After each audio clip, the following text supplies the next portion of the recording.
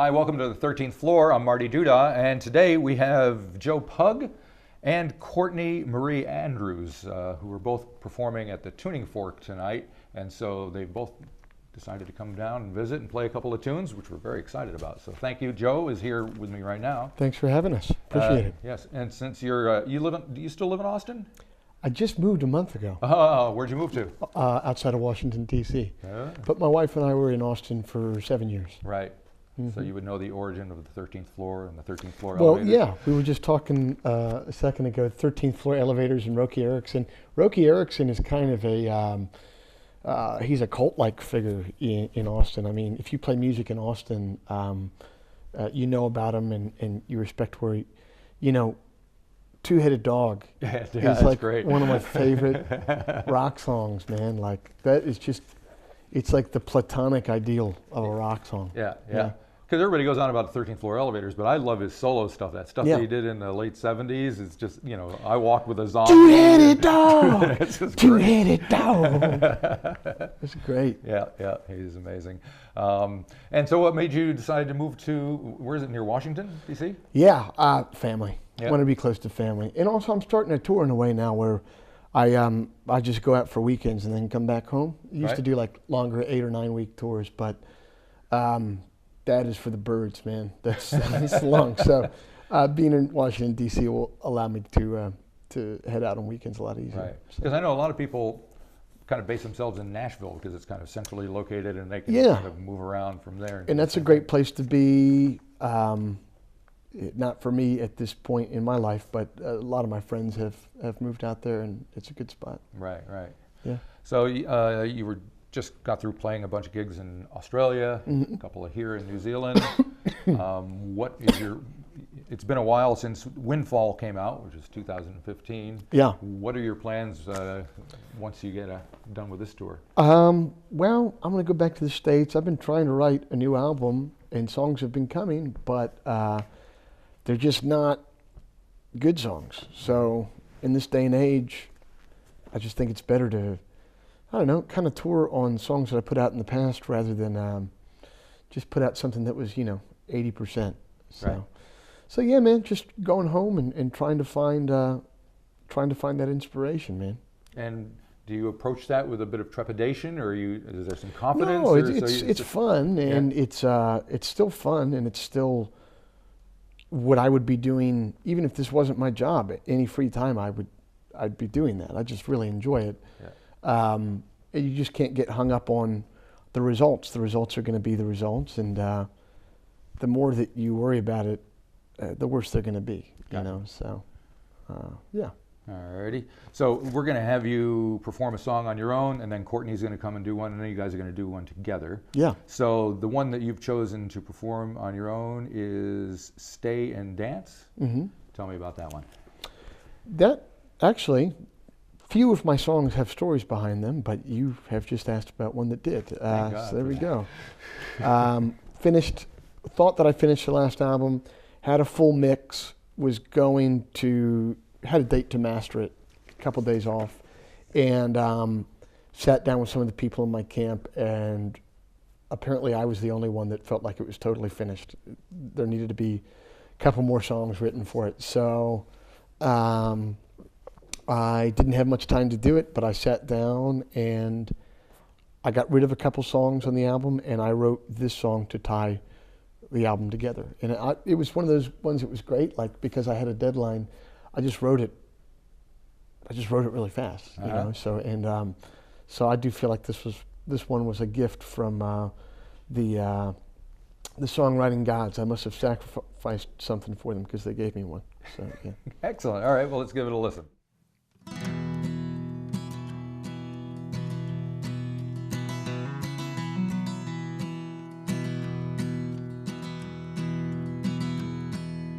Don't take everything they say to heart.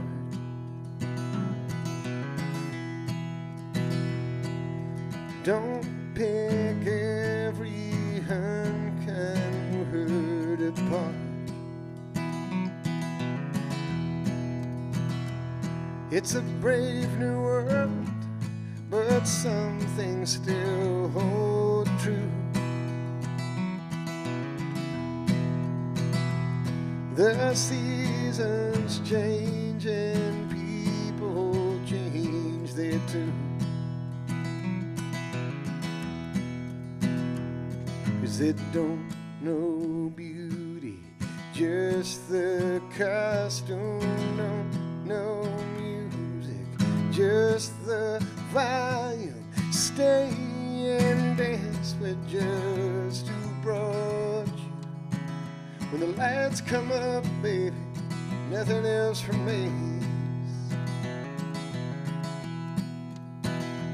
So grab that waiting wheel and set your course.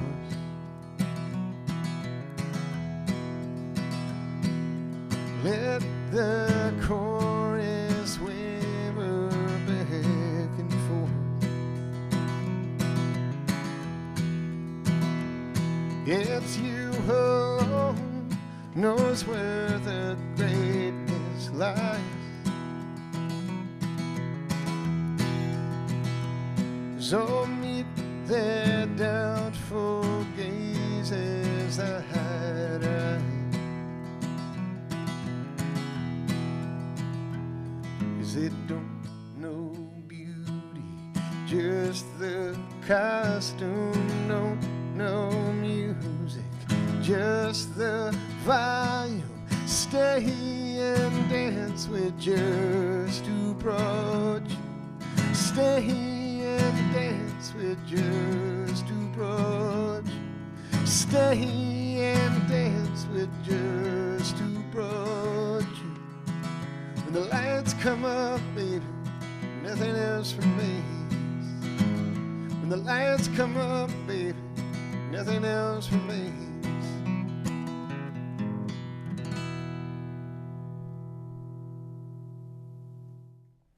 All right, we're back, and this time we have Courtney Marie Andrews with us. Hi, Welcome. thank you. Thanks for doing this, because this was a last-minute thing. We realized we got both of you instead of just Joe, so we're very excited about it. Well, I'm happy to be on the show. That's good. Yeah. And so for people who may not be that familiar with you, you're opening a show for Joe here in Auckland and Wellington. You've had like 6 albums out, and you're originally from Phoenix. You say you're living in Seattle now? Yeah.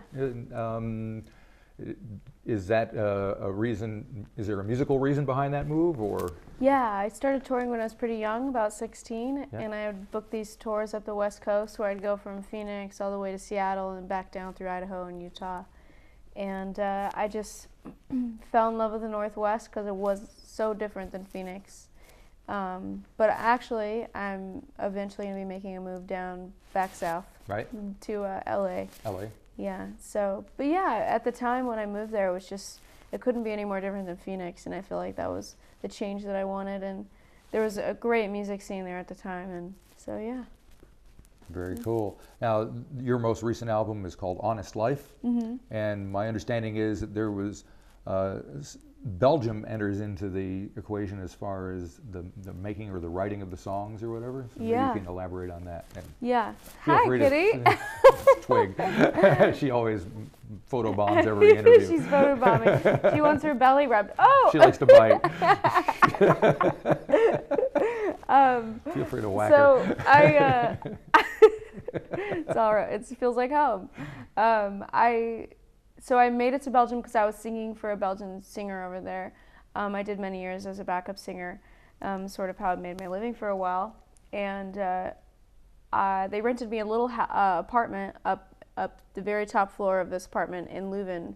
It's a suburb kind of not a suburb, but a smaller city right outside of Brussels. Right. And that's where I wrote a lot of Honest Life, living in that little apartment in Leuven.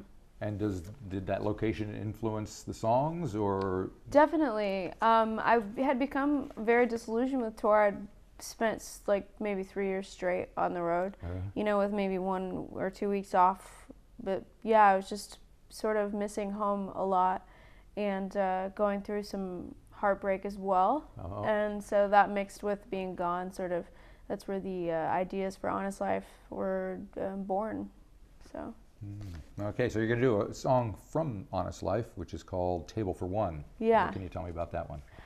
Table for One was written, a lot of times when you're talking to strangers or people who are very interested in the musician lifestyle, they often romanticize your time on the road, and it is a very romantic lifestyle, and I do know that it's a special thing to be able to do for a living.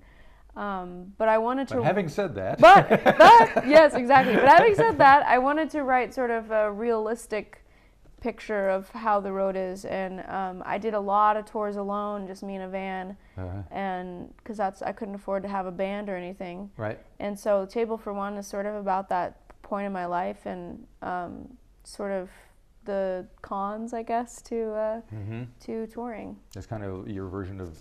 Are you familiar with the Bob Seger song "Turn the Page"? No, I'm not. It came out in the mid '70s, and it's kind of like a hard life on the road kind of thing. Where just trudging through and kind of having to be on your own and whatever. So you should check it out. Cool. I'll put it on my list of things to check out. But in the meantime, we'll listen to Table for One.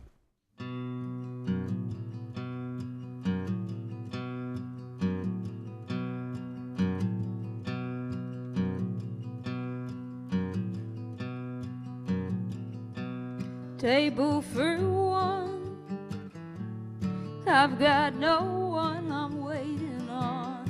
I just pulled into town an hour ago from the streets of Houston to this diner in Ohio. I'm just waiting for the bar to open, 'cause I'm a little bit lonely, a little bit stoned, and I'm ready to go home. You don't want to be like me. This life, it ain't free. Always chained when I leave.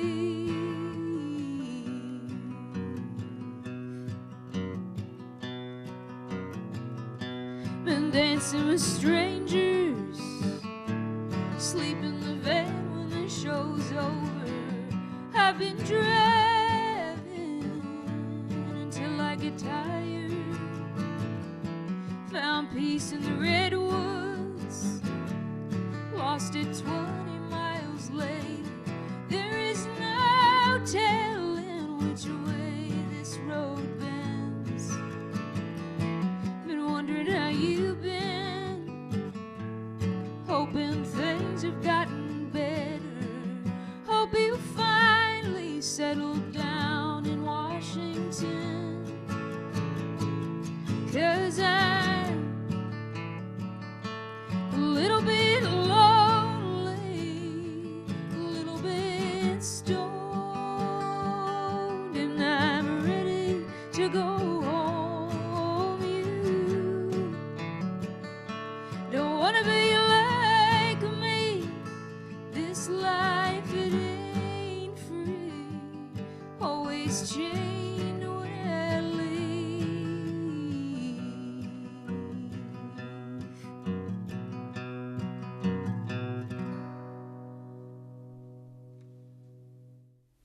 All right, we're back, and this time we have Joe Pug and Courtney Marie Andrews together, and you guys are going to do a song together, which is very exciting. It's going to be a cover tune, and we happen to have the original album that it came from, Tom Petty and the Heartbreakers, Hard Promises. The song is Insider. Insider. Insider, yeah. So what caused you to choose that one? I don't know. Before the tour, I emailed Courtney. I was like, we should do a song together, and we just kind of landed on this one. I've always loved this song, and if we were going to do a duet, I thought it was cool because both people are singing throughout the whole song, rather than it being like background vocals or something like that. You know what I mean? Mm-hmm. And Courtney, were you familiar with the song? I actually wasn't familiar with this particular song, but I love Tom Petty, and I love Stevie Nicks. Right. Yeah. So I love the song. And of course, everybody always thinks of "Stop Dragging My Heart Around" is the one that they do together. That was their hit. So this is kind of the The alternative. B-side, The B-side, if you will. Yeah, Yeah, yeah. kind of. Because I mean, this album came out in what, 1981. Yeah. Chances are neither of you were born or barely were. I was not even a glimmer. Yeah, I wasn't born yeah. either. So what draws you to that era of music? Is it just because you heard it on the radio, or? Definitely didn't hear it on the radio. My dad was a musician for many years, and he kind That's of got right, me yeah, into some of those older artists. Yeah. How about you, Court? Yeah, I mean, without the older artists, the newer artists wouldn't be around. So it's Yeah. cool to go back and sort of retrace the steps of music, I guess. Because I know you've been compared to Joni Mitchell or whoever. Is that, or you find that an apt comparison? Those kind of things. Yeah, I love a lot. Most of the artists I get compared to, I love the artists. So I think it's it's fair. People need to find the correlation or whatever. Right. But yeah, I think all those older artists are great. They set the foundation to make it possible for us to do what we do. Mm-hmm. So. And when you prepared to perform this song together, did you have to do much rehearsal? Did it kind of come together easily, or how did it work between you? Effortlessly, as you might imagine. With the amount of talent that's sitting on this couch right now, it was instant. Fantastic. No rehearsals. No. Just right on stage. Fantastic. You knew all the words. And Yeah, no just sweat, like huh? that. No lyric sheets on No stage at any lyrics point. at all. That's amazing. All righty. Well, I can't wait to hear it then, if that's the case. So this is kind of a special one-off thing that you won't find anywhere else, right?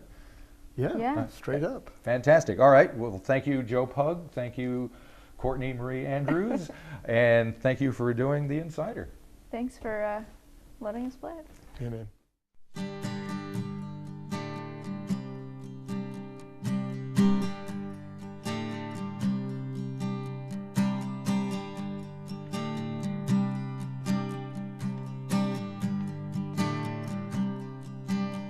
You got a dangerous background in everything you dreamed of. Yeah, you're the dark angel. You don't show when you break up. And I'm the one who ought to know. Yeah, I'm the one left in the dust. I'm the broken-hearted fool who is never quite enough. I'm an insider. I've been burned by the fire. And I've had to live with some hard promises. I've crawled through the briar. I'm an insider. It's a circle of deception. It's a hall of strangers. It's a cage without a key. You can feel the danger. Oh, well, I'm the one who ought to know. Yeah, I'm the one you couldn't trust. I'm the lonely silent one. I'm the one left in the dust. I'm an insider. I've been burned by the fire. And I've had to live with some hard promises. I've crawled through the briar. I'm an insider. Oh, oh, oh, oh, oh, oh, oh, oh, oh. I bet you're his masterpiece. I bet you're his self-control. Yeah, you'll become his legacy, his quiet world of white and gold. And I'm the one who ought to know. Yeah, I'm the one you left to rust, not one of your twisted friends. I'm the one you couldn't love. I'm an insider.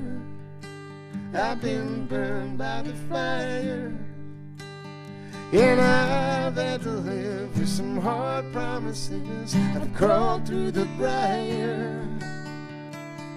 I'm an insider. I'm an insider. I'm an insider.